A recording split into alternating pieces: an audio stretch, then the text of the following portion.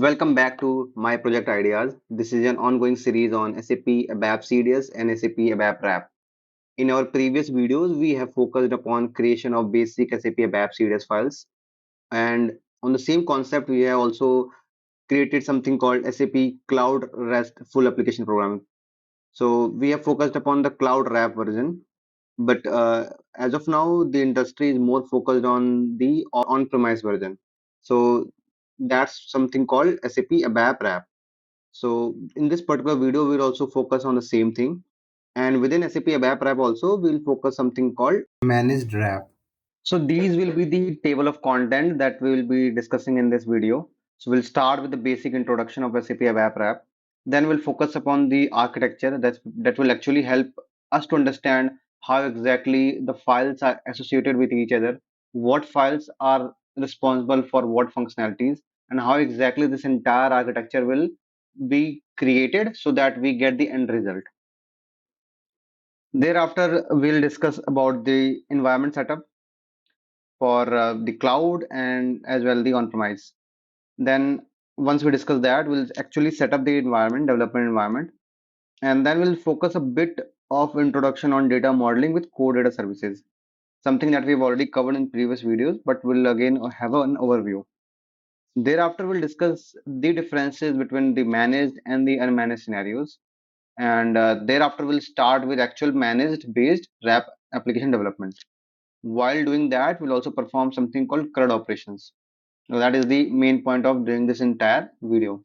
And the very end part will be EML syntax, a syntax that will help us to integrate our RAP with the old SAP ABAP coding languages. So we can either create a report or we can either create a this classes and methods, and there we can write all the programming to integrate a RAP and perform the CRUD operation from there also. So before starting, I will also show you this particular page. You can visit this page. I will add this link in the description. And here you can read this entire PDF file. You can also click and download this file or expand and just have it like a book and go through it. So this will include every required configuration and every required code that we will be discussing in this video. So a brief about me, I am Rudrani Pandey and I have a almost experience of 10 plus years in different domain of SAP, blockchain and AI. And certainly I'll be discussing more concepts of SAP with you in different videos. So let's get started. So before we actually start, we have to have something already in place. So you can buy a third party SAP access. This is one thing. And there you need to have something already installed called ADT, a web development toolkit. For that also, I will attach some samples or videos in this description so that you can go through it and download and do the installations. And thereafter, you need to connect your environment. I've used Eclipse with your SAP logon. So you see, once you come here and you can click on File, New ABAP Project, and you will see all your connections over here. So you have to provide your password, and it will start showcasing every details like here.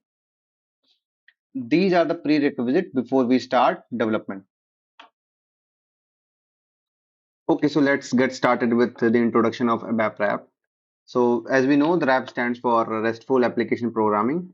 So before RAP, what was there? So before RAP, it was there that you will write your table in SE11, right? You will go to SE11 and create a table. You will create a view. It can be a view in CDS or it can be a simple view. And then you will write your logic in OData or in ABAP classes and methods.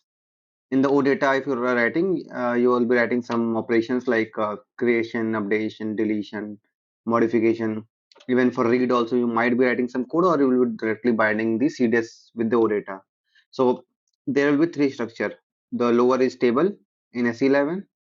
The above structure or above level will be creation of logics, business logic that you'll be doing either in classes, objects, or inside SAP ABAP OData. And on top of that, it is a report then directly exposing in SAP GUI. Otherwise, it will be written in SAP UI5 or you will be creating SAP Fury application. So there will be three different development in three different environments.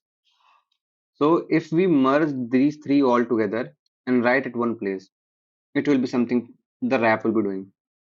So RAP brings three things together. If you see data models, like creating table, views, business logic, like writing the create, update, write conditions, checking if things are as per requirement or not.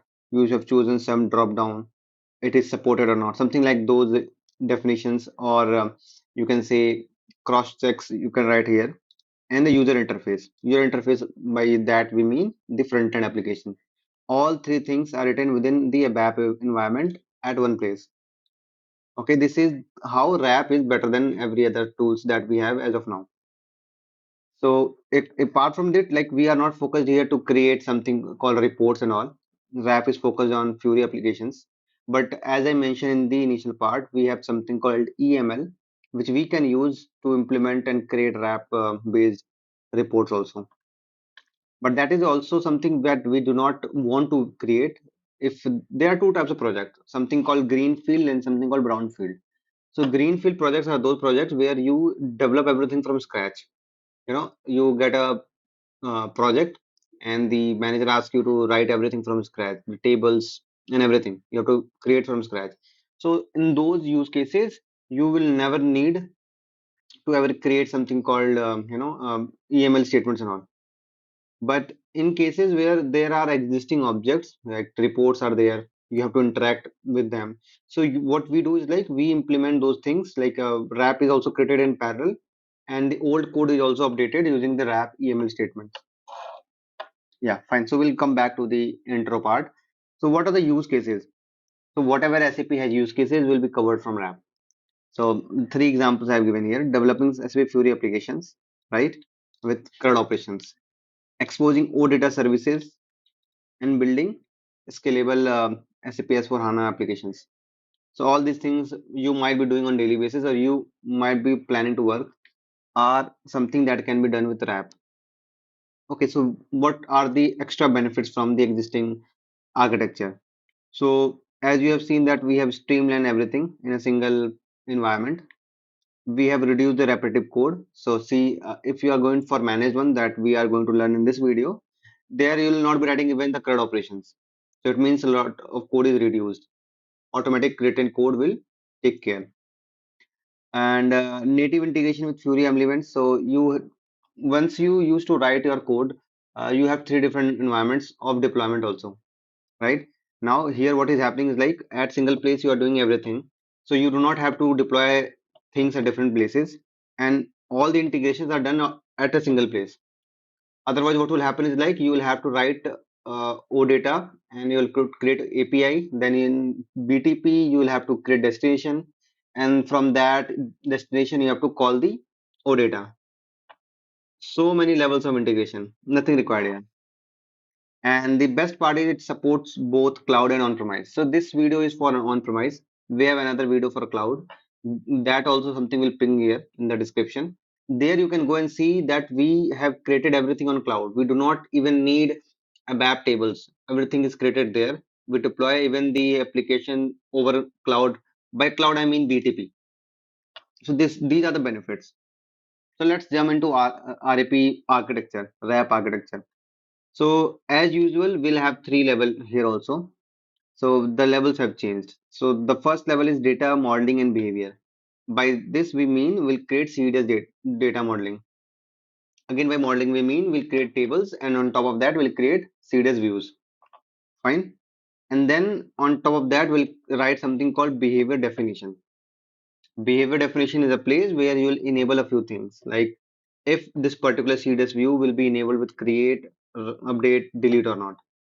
What will be the primary keys for the CDS views that for which we are creating definition. So in English, simple behavior means how this particular thing will behave. Similarly, here behavior definition will enable us to know what this CDS will behave. So the behavior is defined here. We'll discuss it in detail. And then something called behavior implementation. Behavior implementation is like the place where we actually implement the CRUD operations. For manage, we'll not be writing a single code here, but this is something the part of architecture.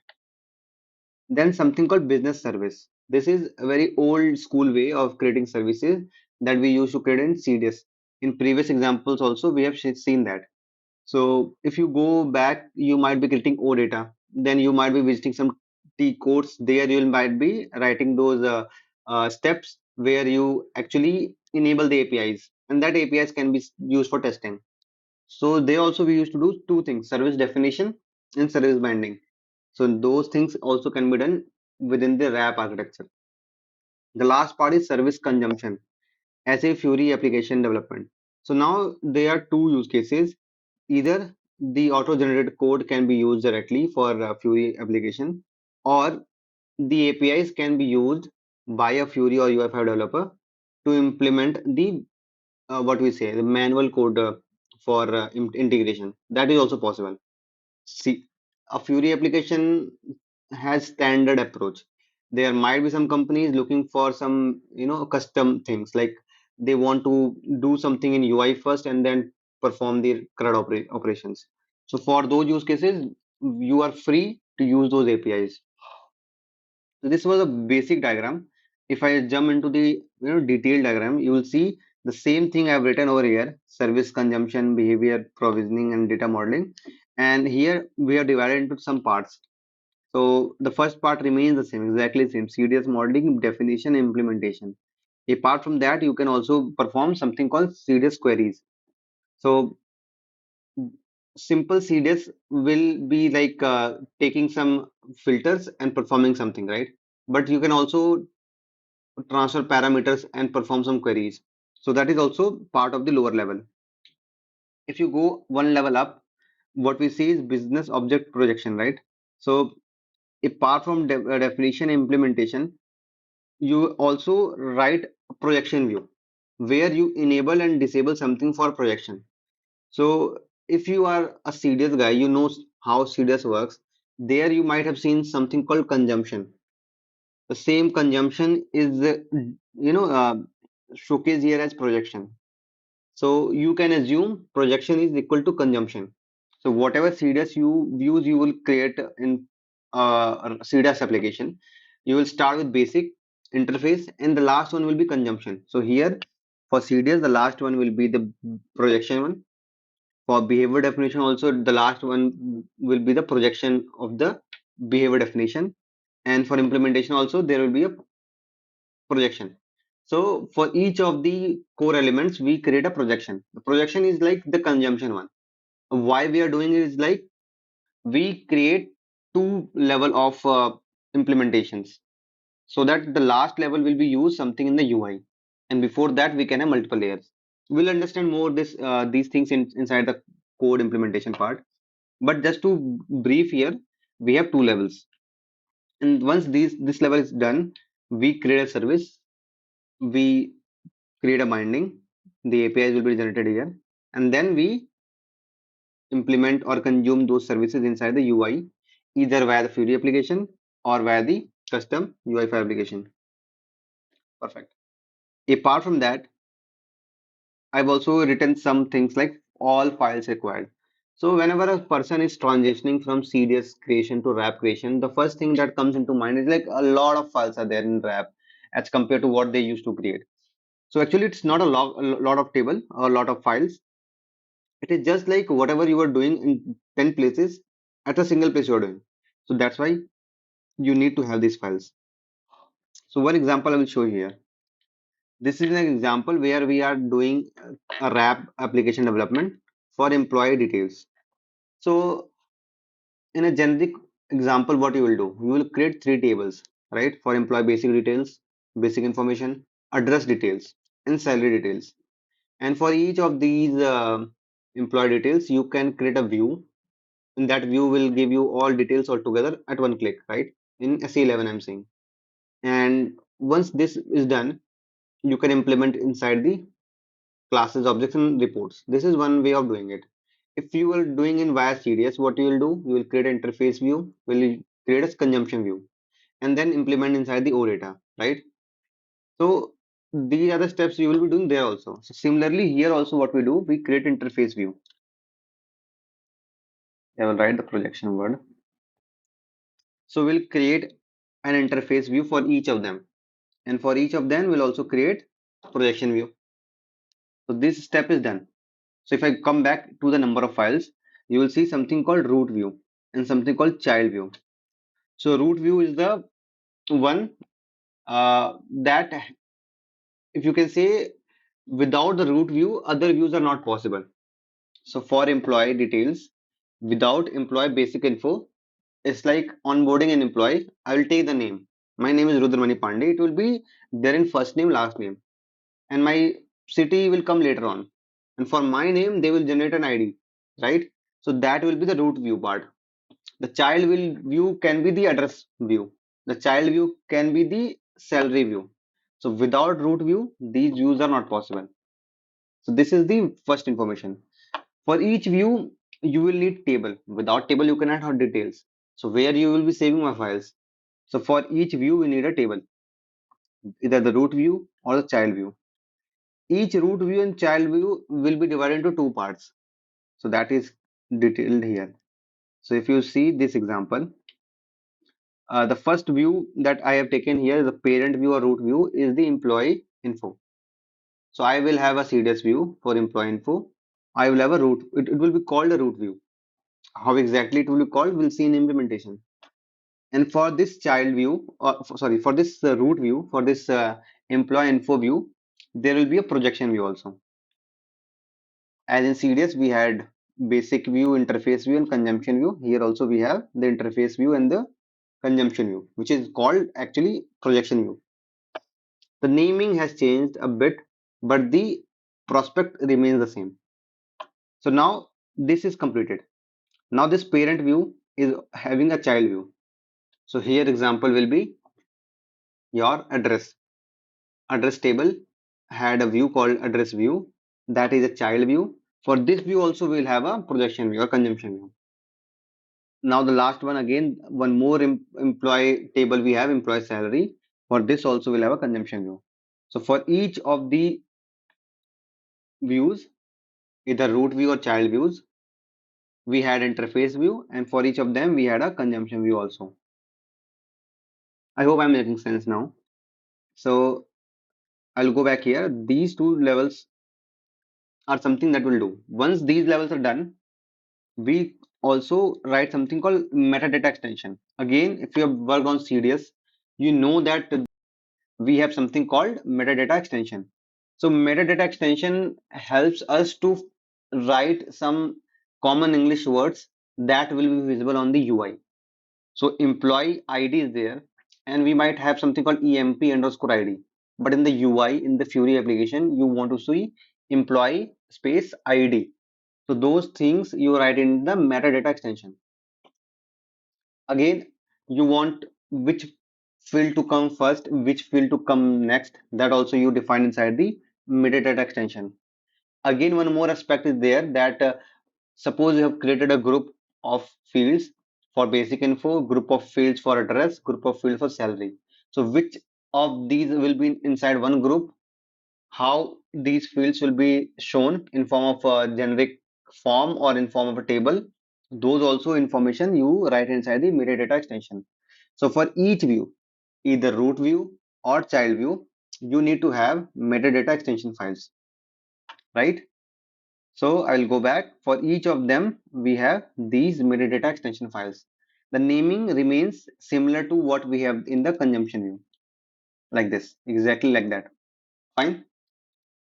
And to enable metadata extension, you need to write one line of code called this one, metadata.allow extension true. This will be written inside the consumption views. So now we have discussed something called root view, also known as parent view and child view. And for each of them, we have written uh, interface views and consumption views. So now you'll be like, okay, you are saying sometimes root view, sometimes saying parent view, sometimes saying child view, then interface view, consumption view. In actual coding, we create interface view, and while creating interface view, we have an option to either create root or child. Again, for consumption view, we have an option to create root or child. Root and child depends upon the type of view we are creating. So if the view is the one base view on which other views will be connected, it will be called root view. So I hope you will be able to understand from this diagram also, right? So we have root view and child view. For each of them, we have consumption view as well as interface view. For both of them, we have also called something called metadata extension files. And without tables, we cannot have views. So these things also are done. Then in the end, you see something called draft table. So drafting is a concept in Fury application where you enable or disable draft will give you a power that suppose today I'm as an HR, I'm here on the portal entering and creating some information of the employee and I do not have all the information. So but I have written I had 100 fields, 90 fields I have filled. For 10 fields I do not have information. So I cannot close the browser. I have to go home. I have to come back tomorrow again. So what to do? I cannot even save also because suppose it's one time save. It's not non-editable file, something like that. So the right way will be to draft it. Drafting is like a new table, a copy of the actual table where your draft version is saved. And once you're back, you can we will see a draft logo will be there in the table, and you can go again, edit it out, and you will be able to change it. And once you have changed it, you can save it inside the actual table by pressing save. So every time you change something, it is automatically saved inside a draft table. This can be enabled or disabled in a Fury or RAP application, right? The same thing that we have to discuss here also. And in the very end, logging table is an option where you can save all the operations, whatever you're performing on these tables in a log. It will help you in future to trace if someone has done some wrong inputs, who actually has done those inputs. So you can have a separate logging table. People also prefer to save this information directly inside tables.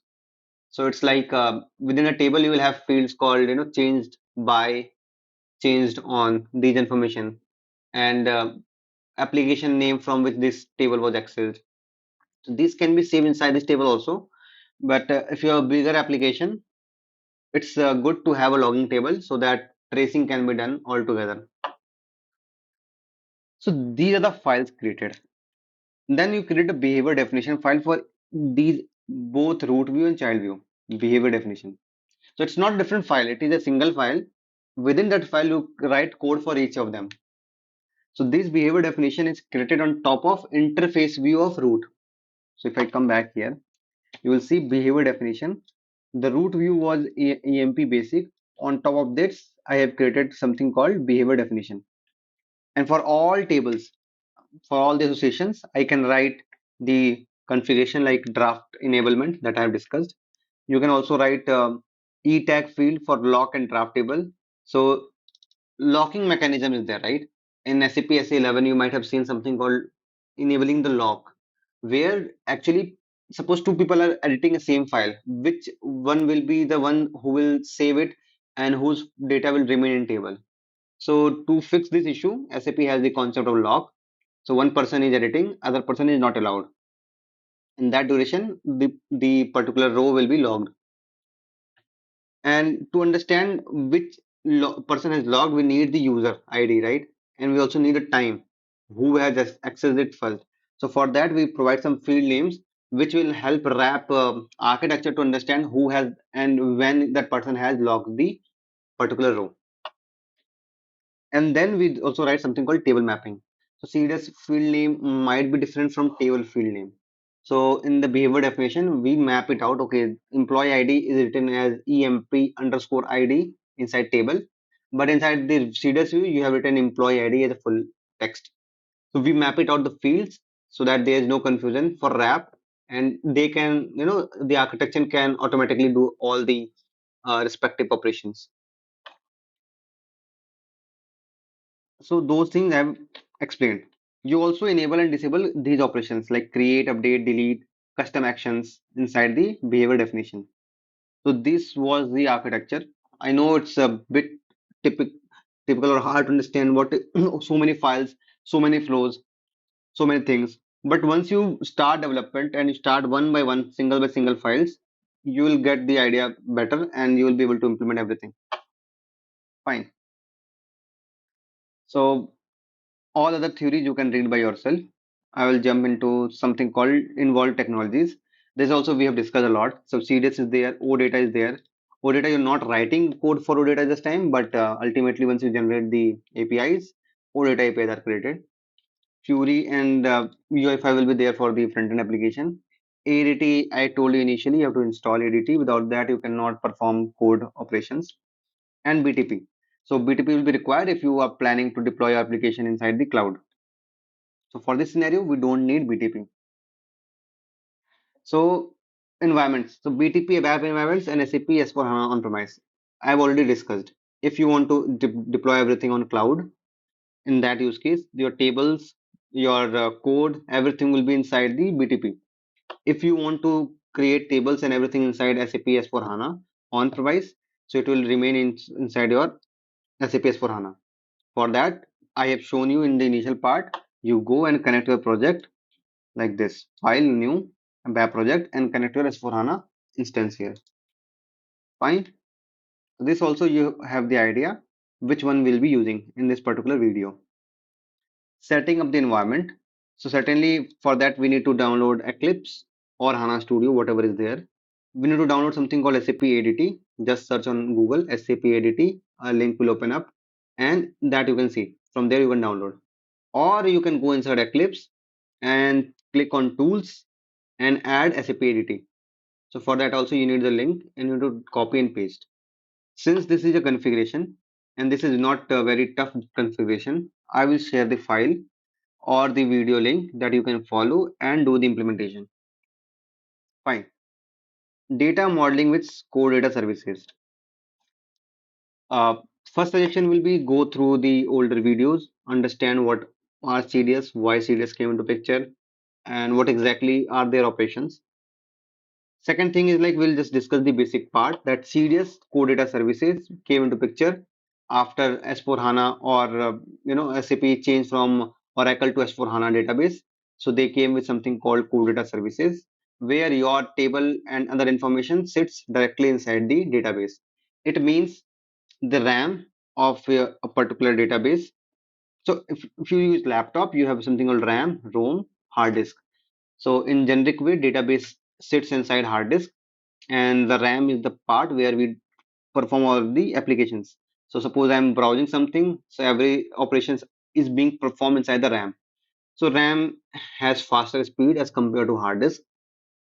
So what SAP did is like it implemented S4HANA inside the RAM and it creates a copy of the same inside hard disk and it makes the thing faster.